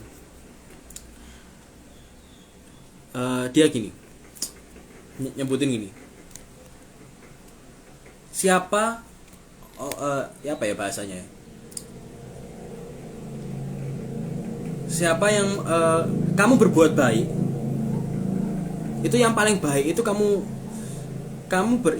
jawab bahasanya ya. Yang paling kamu berbuat baik itu kepada siapa? Kepada siapa kamu paling kamu baiki, paling kamu sayangi, paling kamu cintai itu sama siapa? Orang tua? Pacar? Istri? Anak? Kata Sabrang, kamu selalu cinta dan baik sama dirimu sendiri. Kamu pernah nggak menghitung pahala ketika kamu merawat dirimu? Misalkan dirimu jatuh gitu ya, terus kamu kan segera mengobati dirimu, memulihkan dan sebagainya. Tapi ketika ada orang jatuh, apakah kamu bertindak seperti itu? Apakah ikhlasmu yang kamu keluarkan untuk dirimu itu sama dengan ikhlasmu yang kamu keluarkan untuk orang lain? Nggak sama. Terus apakah misal habis BAB gitu, habis berak gitu, kamu hitung nggak kebaikan yang kamu dapat ketika kamu cebok, ketika kamu nyeboki pantatmu lah. Kasarnya kayak gitu ya. Nyeboki bekas BAB-mu. Kamu rela loh mencebok itu. Coba kalau ada orang BAB atau orang berak, apakah kamu mau nyeboki? Gak mau dong. Berarti kamu selalu memberikan yang terbaik untuk dirimu sendiri. Seakan-akan orang lain lapar dan butuh makan, itu nggak kita peduliin sebelum aku ini sudah kenyang. Misalkan seperti itu ya. Nah, kembali ke konteks tadi, man arafa nafsahu, bahwa kita mengalami diri kita dulu, karena kita nggak bisa mengalami orang lain. eh ada ungkapan nih, untuk mengenal Tuhan kamu harus mengalami atau belajar dari makhluknya. Belajar dari makhluknya. Ini penting nih. Maksudnya apa? Apa sih yang kita alami, teman-teman? Selama hidup ini kita apa? Ngalamin apa kita? Selama hidup ini kita apa ya? Kita bergerak itu demi siapa itu? Ya demi diri kita sendiri. Dan satu-satunya makhluk ciptaan Tuhan, misalkan kalau ada Tuhan yang menciptakan, yang bisa kita alami ya diri kita sendiri.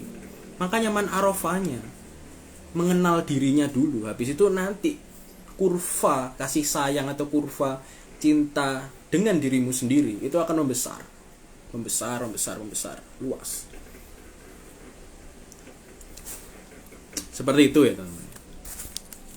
Jam berapa ini? Jam 9. Ini ada pertanyaan lagi nih ya. Cara membedakan kehendak Tuhan dengan kehendak kita sendiri itu apa? Kalau kita ngomongin kehendak Tuhan itu seakan-akan ada orang yang menghendaki kita ya, ada sosok yang menghendaki kita. Ini sebenarnya pertanyaan gini. Cara membedakan kehendak kita dengan kehendak kita sendiri itu apa? Atau cara membedakan kehendak Tuhan dengan kehendak Tuhan sendiri itu apa? Kalau kita mau menganggap Tuhan itu sosok, itu selalu ambigu. Selalu penuh perdebatan. Kamu lihat para pendebat itu. Pendebat agama, pendebat teologi. Contohnya Zakir Naik lah. Dia itu pendebat Islam yang memberikan pemahaman bahwa kitab-kitab yang lain itu sebenarnya mengacu kepada Al-Quran, semuanya salah, yang benar Al-Quran dan sebagainya. Ya kalau kita memahami Tuhan itu sosok, itu akan terjadi filsafat. Kita memahami sosok akan terjadi A, B, C dan sebagainya. Ya yang aku sebutin tadi, pertanyaan-pertanyaan seperti jika aku tikus, apakah ada Tuhan tikus di sana? Jika aku terus saja dulu. Terus bergerak gitu. Padahal sebenarnya Tuhan ini nggak seperti itu. Ketuhanan itu adalah kualitas, teman-teman. Tuhan itu adalah kualitas. Makanya di dalam syair-syair Jawa itu tan keno kino yo ngopo tidak bisa digambarkan. Tan keno kino yo ngopo memang nggak bisa digambarkan. Sekali kita gambarkan, disitulah terjadi filsafat, disitulah terjadi pikiran. Itu ya, seperti itu ya. Ini ada pertanyaan nih. Apakah Allah juga pengamat? Nah, mungkin buat teman-teman yang bingung pengamat itu apa? Jadi di Toporoso itu ada metode kesadaran pengamat, teman-teman. Mengamati setiap hal yang terjadi. Nah, apakah Allah itu disebut pengamat? Ya, Allah itu disebut pengamat dan Allah itu juga bisa disebut yang diamati. Jadi kita kan hidup di dalamnya. Jadi sebenarnya teman-teman, konsep kesadaran pengamatan itu adalah konsep kesadaran di mana kita mengamati diri kita sendiri dari jauh. Dengan apa? Dengan diri kita sendiri. Nah, ketika kedua hal ini sudah berbeda nih, ketika dua hal ini sudah diketahui, maka kita akan mengalami konsep wholeness, keutuhan. Makanya syaratnya Islam apa? Syahadat, bersaksi, mengamati, bersaksi momen demi momen. Ketika kesaksian itu nyata, maka terjadilah sebuah pengalaman wholeness, pengalaman oneness, pengalaman kesatuan. Seperti itu ya. Apakah Prabu pernah mengalami pengalaman kesatuan? Bisa dikatakan gitu, bisa dikatakan enggak. Karena kesatuan. Pengalamanku adalah pengalamanku, pengalamanmu adalah pengalamanmu. Itu rahasia, teman-teman. Oke. Ada pertanyaan lagi nih. Aku tak ngurusin pertanyaan yang dari sini ya, teman-teman.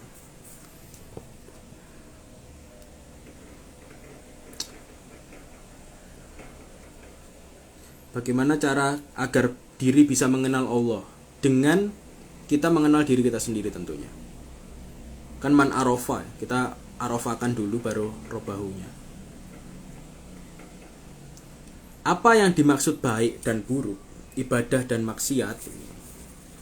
eh dosa ya, berkaitan dengan dosa. Sebenarnya gini teman-teman, konsep dosa pahala itu as simple as this nih. Misalkan kamu merebus air, maka kamu mendapatkan dosa air yang mendidih. Kamu merebus air, maka kamu mendapatkan pahala air yang mendidih. Jadi tergantung sini, apakah itu dosa atau pahala. Yang penting apa? Esensi dosa pahala itu bukan perbuatannya, tapi efek dari perbuatannya, karma dari perbuatannya, efek timbal baliknya. Kamu merebus air itu pasti mendidih. Mau kamu anggap pahala dan dosa, air itu pasti mendidih. Kamu merebut istri orang lain, iya itu pasti marah orangnya. Dan rumah tanggamu pasti hancur. Entah itu dianggap dosa atau pahala. Jadi dosa pahala itu esensinya bukan di kata dosa dan pahala ya, tapi kata di mana dia itu mengikat sebuah efek timbal balik. Efek timbal balik. Seperti itu ya.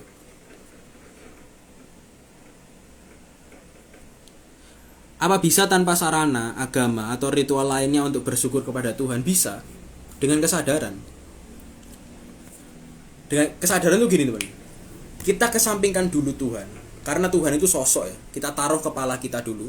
Taruh kepalanya di sini nih, di depan. Gak perlu dilihat dulu. Terus kita amatin diri kita nikmatin diri kita. Kita hadir total di dalam kualitas bernama ketuhanan. Kita jauhkan dulu nih kepala bernama Tuhan. Pikiran-pikiran dogma-dogma bernama Tuhan kita jauhkan dulu. Kita harus mengalami diri kita dulu. Kan man arafah dulu. Diri kita dulu habis itu Tuhan gitu. Kita nomor 2 kan lah Tuhan. Ini ibaratnya kayak gitu loh teman-teman. Kita bahasa kasarkan. Kayak gitu ya. Ini. Punten Prabu, kenapa manusia sekarang saat menjalani kehidupannya hanya berfokus pada hitam putih, pahala dosa, salah benar, baik buruk, yang akhirnya sampai surga neraka? Apa hidup hanya tentang dualitas itu saja? Padahal Tuhan kan bukan tentang itu aja. Tentang paradoks dan segala hal yang berkaitan dengannya. Apa itu? Bagaimana cara memahaminya atau melampauinya? Ya itu loh, konsep hitam putih, konsep pahala dosa, surga neraka itu ada di sini teman-teman.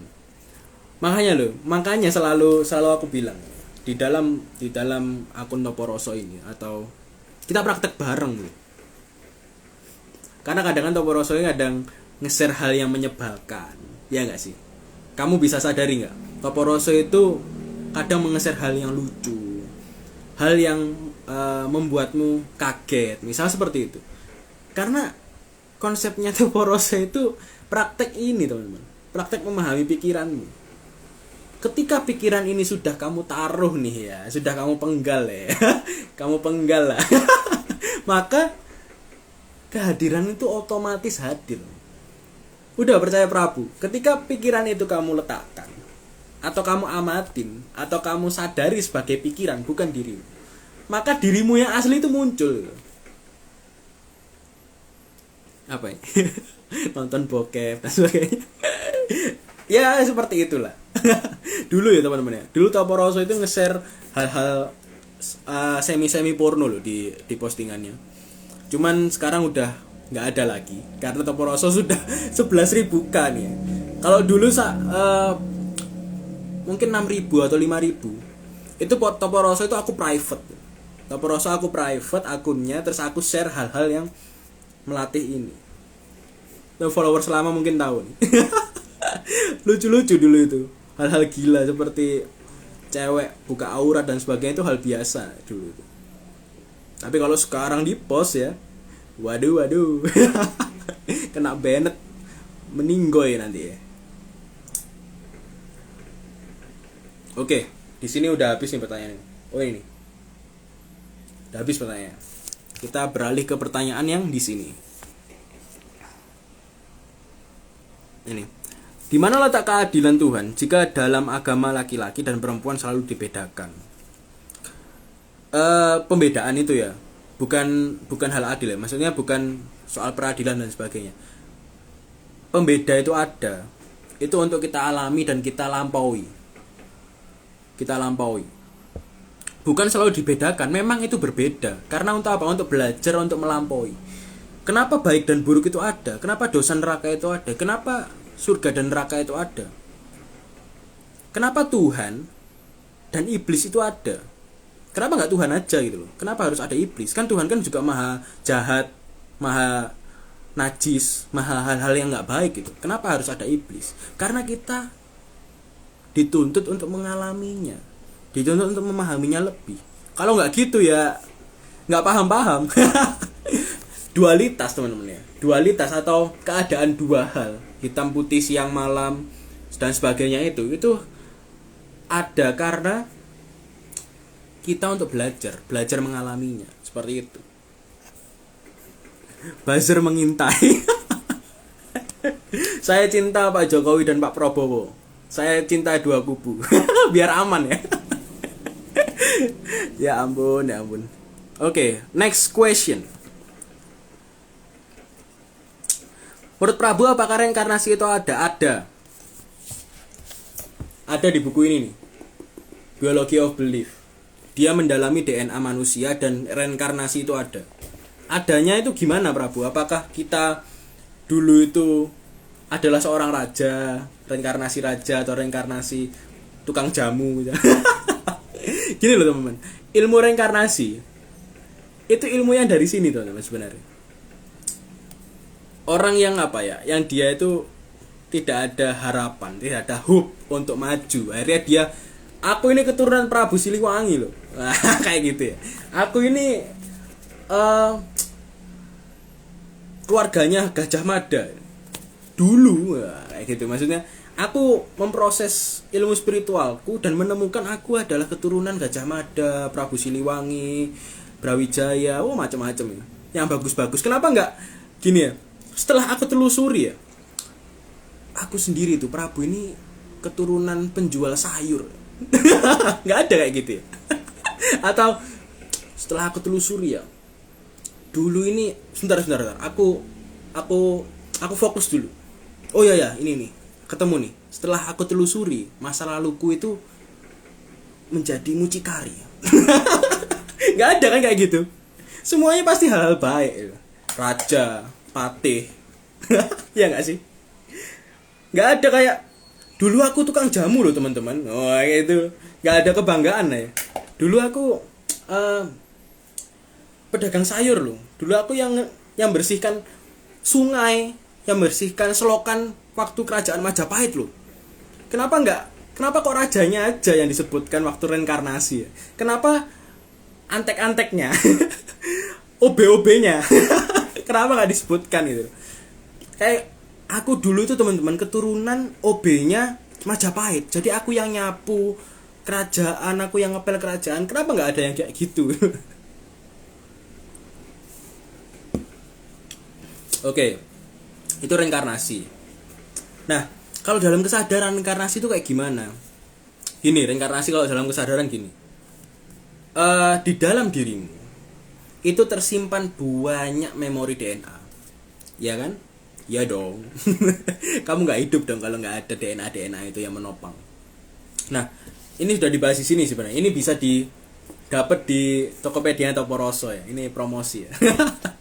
Nah, di dalam DNA-mu itu ada memori apa yang dilakukan oleh kakekmu dulu, ibu bapakmu, terus buyutmu, canggahmu, nenek moyangmu, itu semuanya ada di sini teman-teman. Jadi hidungmu di sini itu tersusun dari gabungan DNA ayah ibumu, nenek kakekmu, buyut-buyutmu, canggah-canggahmu di dalam hidung aja loh teman-teman. Nah, keilmuan reinkarnasi adalah mengakses memori-memori itu teman-teman. Mengakses memori-memori itu. Tapi apakah itu bisa terakses dengan penuh Prabu? Bisa. Ya bisa kalau ada orang yang fokus dan sebagainya. Tapi selama ini yang Prabu temui orang-orang praktisi ilmu reinkarnasi itu dia nggak ada yang mengatakan dia berasal dari sosok jahat gitu. Misalkan aku dulu itu keturunan, setelah aku telusuri ya dengan mata batinku, mata ajaknaku, aku dulu itu keturunan gubernur VOC yang menjajah Indonesia. Nggak ada kayak gitu ya. Ya kayak gitu ya teman-teman ya. Untuk reinkarnasi ya. Kalau di kesadaran, reinkarnasi adalah DNA yang saling berhubungan, yang memiliki memori. Itu aja sih. Apakah itu dapat diakses dan enggak? Bisa diakses. Tapi aksesnya itu perlu apa ya? Pemantik memori-memori yang lain. Jadi reinkarnasi itu adalah ilmu memori, ilmu kesadaran memori. Seperti itu ya.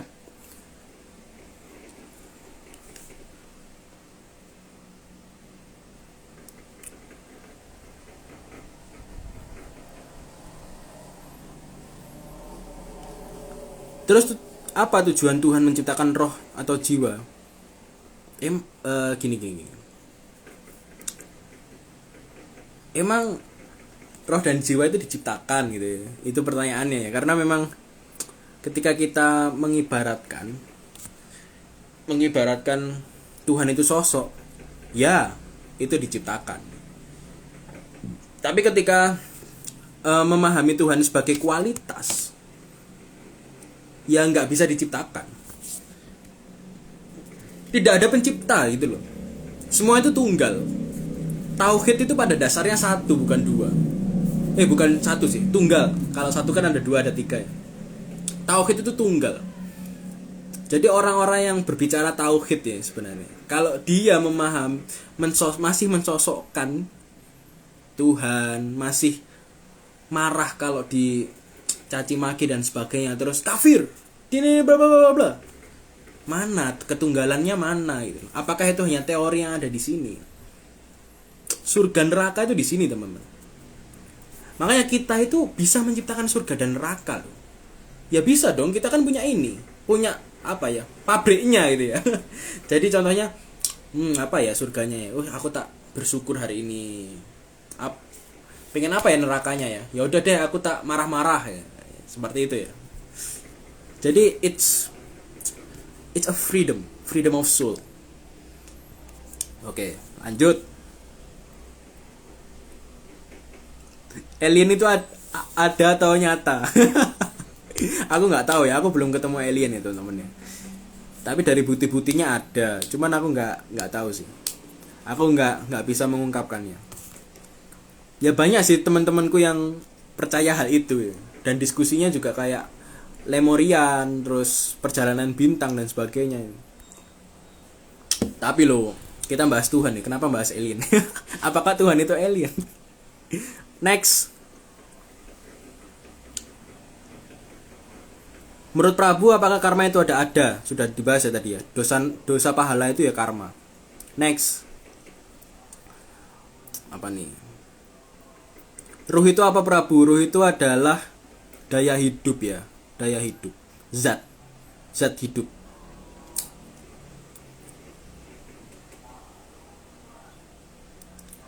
Ketika sampai kesadaran, apakah tetap harus menjalani ritual sembahyang? It's depend on you, bro. Terserah kamu. Kamu mau nyaman dengan sembahyang, kamu mau nyaman dengan enggak, it's okay gitu. Terserah kamu. Oke? Kesadaran itu bebas, bro. Bukan kayak fikih dan macam-macamnya ya. Bebas. Next.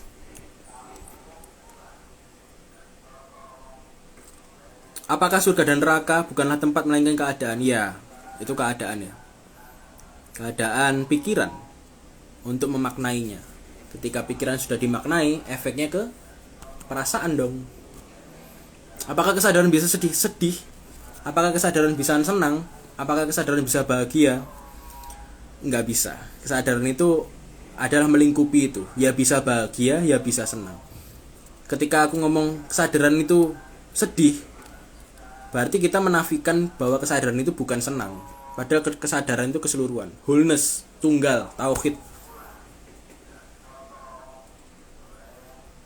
Prabu, kamu pernah dengar kalimat ruh Allah atau ruh kudus enggak? Pernah. Udah itu aja. Pernah.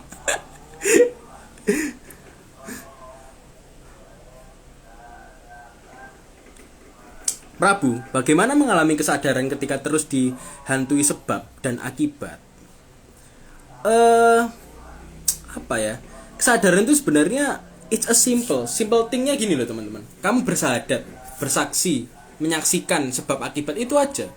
Itu adalah sadar. Itu adalah kesadaran. Itu simple gitu loh. Nggak harus kita harus melawan sesuatu, melawan pikiran, melawan hawa nafsu, kita perangi orang-orang yang tidak sadar. kita ejek mereka kafir, kamu kafir karena tidak sadar. Enggak, kita nggak harus melawan apapun, kita nggak harus berperang, kita nggak harus menyingkirkan apapun. Kenapa aku ngomong kepala itu diletakkan, tidak dibunuh, tidak dioyak-oyak gitu? Karena kepala itu ya bagian dari kesadaranmu gitu loh. Bagian dari dirimu. Kenapa kamu membencinya? Sedari awal sampai sekarang Prabu itu membahas seakan-akan Prabu itu membenci pikiran ya teman-teman. Bahwa pikiran itu bukan kamu, Tuhan itu dari sini, iblis itu dari sini, neraka. Seakan-akan Prabu membenci pikiran ya. Padahal enggak. Aku menghargai pikiranku ya. Aku bersyukur akannya. Aku bisa terlibat dalam pikiranku, tapi aku tidak terikat. Kuncinya adalah terlibat. Maaf. Kuncinya adalah lebih terlibat, tapi jangan terikat. Lebih terlibat, tapi jangan terikat. Itu kuncinya. Oke? Lanjut ya. Saksi dan penyaksi itu satu kesatuan kah Prabu? Iya. Cuman kata-kata ini itu kalau dimaknai dengan pikiran itu akan menjurus kepada teori-teori aja. Kata-kata ini itu harusnya dialami. Saksi dan penyaksi itu kesatuan. Kesatuan itu bisa dialami teman-teman. Ketunggalan itu bisa dialami. Bisa dialami ya dengan metode pengamatan dan bersaksi itu tadi. Seperti itu ya.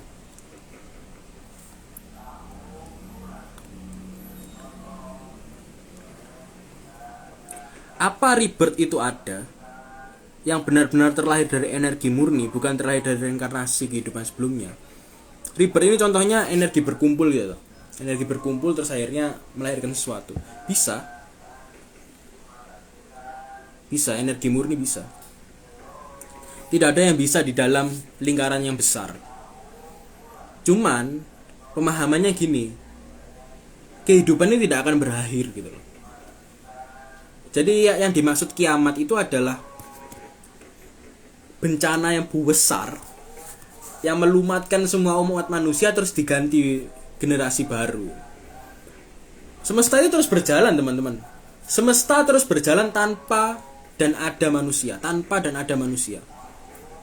Jadi kita nggak perlu sok-sokan kita ada terus semesta ada. Kita nggak perlu sok-sokan semesta ini jadi lapangan Tuhan untuk kita. Semesta ini punya kita karena Tuhan memerintahkan kita menjadi pemimpin di semesta ini. Ya bisa jadi semesta ini musnah, terus nanti ada agama baru nih selain agama-agama yang kita kenal. Karena semesta ini terus berjalan, terus berjalan, bergerak. Energiku tidak akan diam. Jadi terus bergerak nih. Kamu gerakkan gini loh, akan ada transformasi energi kan? Apa? Panas. Tanganmu menjadi panas. Semesta seperti itu. Transformasi terus setiap zamannya. Kembali ke pertanyaan apakah ribet itu ada? Ada juga. Itu tergantung kondisinya aja.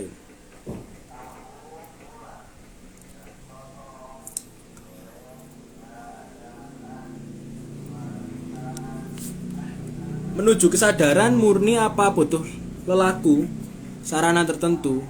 Nggak nganut agama apa bisa agama itu hanyalah alat bro, hanyalah sarana. Kita bisa mengalami kesadaran murni tanpa agama. Oke?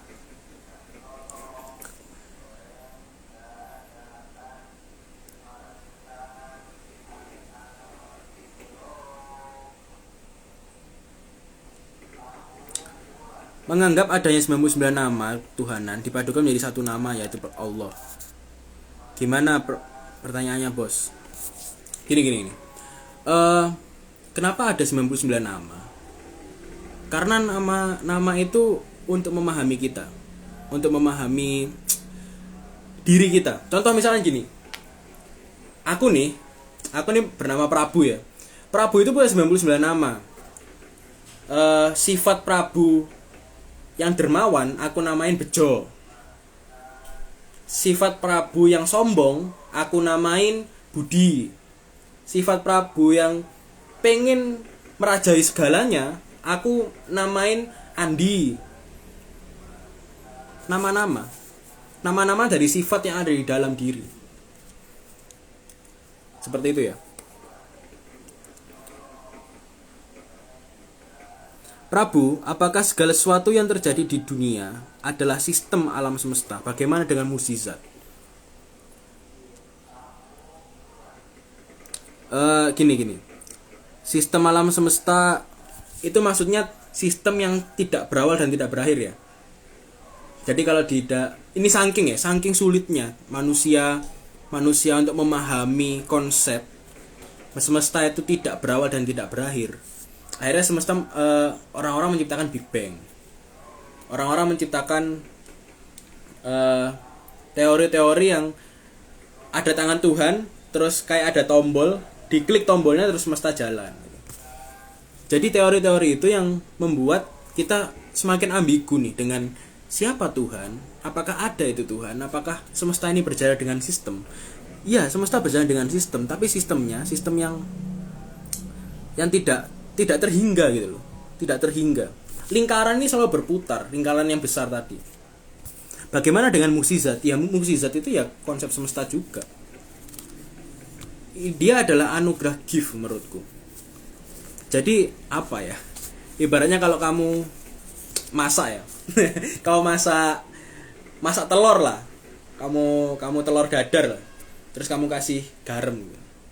Kamu kocok-kocok nih udah nih. Terus telurnya udah jadi. Nah, di dalam telur itu kan ada garam yang tersebar baik dan garam yang kayak mengendap gitu. Nah, kalau menurutku ya, mukjizat itu orang-orang yang punya garam yang mengendap. Orang-orang yang punya energi yang lebih. Sehingga seakan-akan dia lebih daripada garam-garam yang tersebar ini. Padahal enggak. Itu sama aja. Itu satu konsep telur.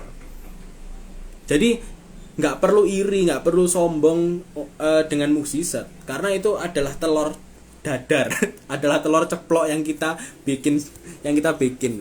Jadi gak mau ada garam atau enggak, mau ada garam mengendap atau tersebar, itu tetap telur, gitu. Itu tetap semesta. Seperti itu ya.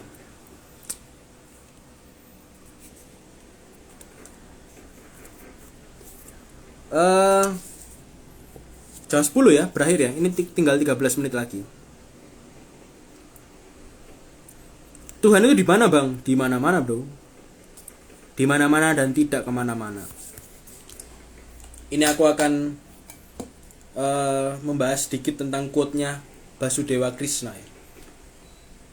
Dulu waktu awal Toporoso ngeser video, Prabu ngedit videonya percakapan Basudewa Krishna dengan Arjuna. Prabu sampai merinding mendengar kata-katanya dia. Karena kata-katanya begitu alamiah terdengar. Ini kata-katanya Basudewa Krishna. Aku lebih tua dari matahari, dan aku sama barunya dengan bunga yang baru mekar. Wah, itu keren sih, sumpah. Aku lebih tua daripada matahari, dan aku sama barunya dengan bunga yang baru mekar. Wow, itu keren sih. Kayak gitu. Ada lagi yang ungkapannya, akulah segalanya dan aku pun bukan apa-apa. Akulah segalanya dan aku pun bukan apa-apa. Lalu di manakah Tuhan? Ya ini semuanya ini. Ya ini loh semuanya. Ini Tuhan. Ini Tuhan dan sebagainya. Tapi aku peringatkan bahwa kata Tuhan itu berbahaya gitu. Telur dulu apa ayam dulu? Mas Prabu jawab. Pencipta dulu apa yang diciptakan nih? Itu pertanyaan paradoks ya, pertanyaan dari pikiran. Tapi asik nih. Kalau mati kesadarannya kita kemana? Lebur di semesta. Apakah kita masih bisa mengingat kesadaran kita saat lebur? Kayaknya nggak bisa deh. Nggak ada orang yang mengalami itu. Sekalipun mengalami itu identifikasi dari pikiran.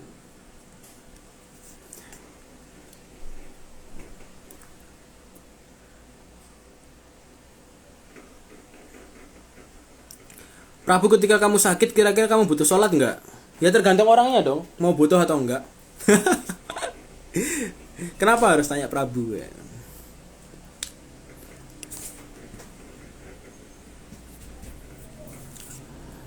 Oke. Ada yang pertanyaan lagi?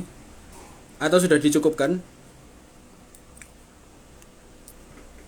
Udah 2 jam ya, Rek. Gila ini.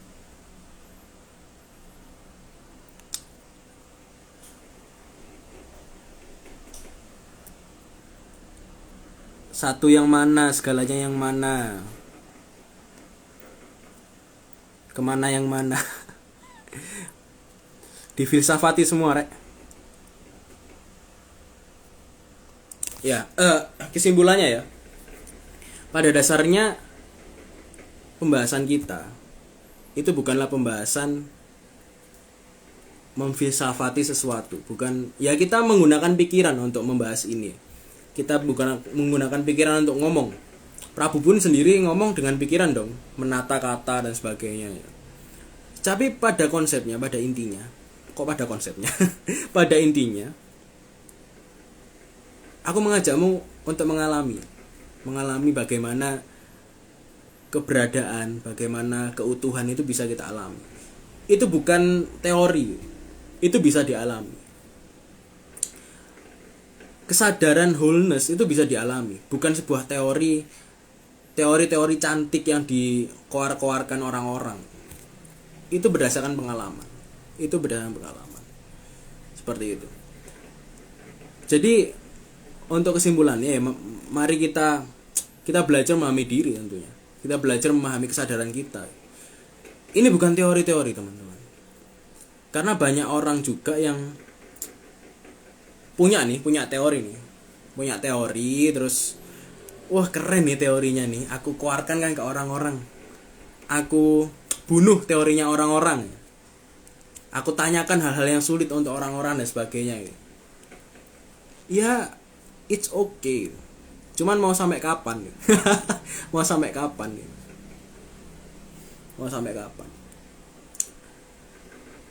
Soalnya kadang teori itu membuat kita melekat, teman-teman. Teori ini ya, teman. Dari awal sampai akhir Prabu ini kan membahas teori ya. Iya dong. Karena apa yang aku katakan belum tentu kamu alami. Itu akan menjadi teori. Nah, kemelekatan dengan teori itu membuat kita semakin jauh dari kesadaran.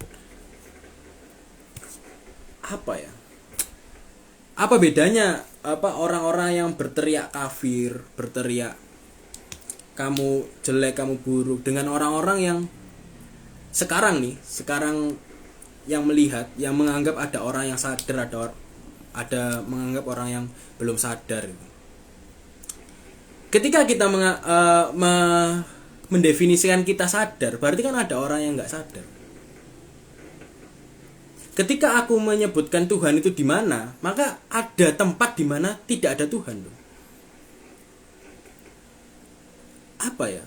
Ini tidak bisa diteorikan gitu aja. Ini harus dialami. Ini pure pengalaman. Makanya pure consciousness atau kesadaran murni adalah sesuatu yang murni yang harus dialami. Kita nggak bisa serius, teman. Kita nggak bisa perang teori, serius.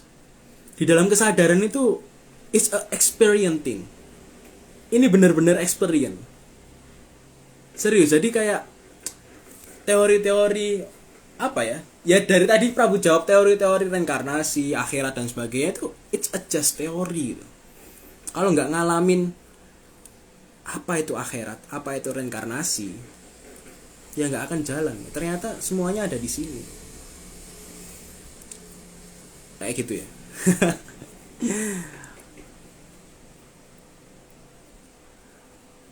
Oke. Cukup sekian ya teman-teman ya. Bisa dilihat di YouTube rekamannya ini. Jadi kesimpulannya Prabu mengajakmu untuk mengalami konsep teori ketuhanan, bukan sosok lagi. Ayo kita alami bagaimana kita memberi jarak, menyaksikan sesuatunya itu diberi jarak lalu disaksikan, sehingga itu menciptakan sebuah lompatan atau ya seperti itu pokoknya. Aku nggak bisa mikir gimana cara menjelaskan pengalaman itu, tapi it's amazing thing. Itu sih. Oke ya. Bagaimana pandangan Prabu tentang leluhur, raja-raja Jawa Moksa dan sebagainya? Bagaimana dengan ramalannya? Apa ya? Pertanyaanmu ini mengajak untuk itu enggak? Untuk kamu percayai enggak? Karena sebenarnya ya pertanyaan-pertanyaan yang dari teman-teman ini menurutku ya bagus. Tapi harus dialamin gitu loh teman. Apa ya? Bingung aku. Bingung untuk berbicara. Tapi yang perlu banget itu dialamin sih. Yang perlu banget dialami. Teori-teori macam Jawa, spiritual, terus gaib, dimensi-dimensi, alam-alam, malakut dan sebagainya, itu membuat bingung gitu. Kalau aku ya nggak ambil pusing, potong semua, potong kepalanya, alamin. Banyak soalnya, banyak versi. Apakah alam-alam itu ada? Terus apakah reinkarnasi itu ada? Apakah ramalan-ramalan itu ada? Apakah raja-raja Jawa itu moksa? Apakah banyak teorinya? Dan Prabu percaya mana? Aku nggak percaya semua. Aku potong aja kepala aku terus aku alamin. Kayak gitu ya. Dan pengalamanku itu juga bukan pengalamanmu. Jadi ketika kamu ingin mengalami sesuatu yang sama persis dengan Prabu itu nggak bisa. Kamu alamin sendiri juga. Seperti itu. Oke, terima kasih ya semuanya. Sudah melihat live sampai berapa ini? 2 jam, Pak. Hampir 2 jam, gila. Terima kasih semuanya yang telah bertanya, yang telah mendiskusikan sesuatu.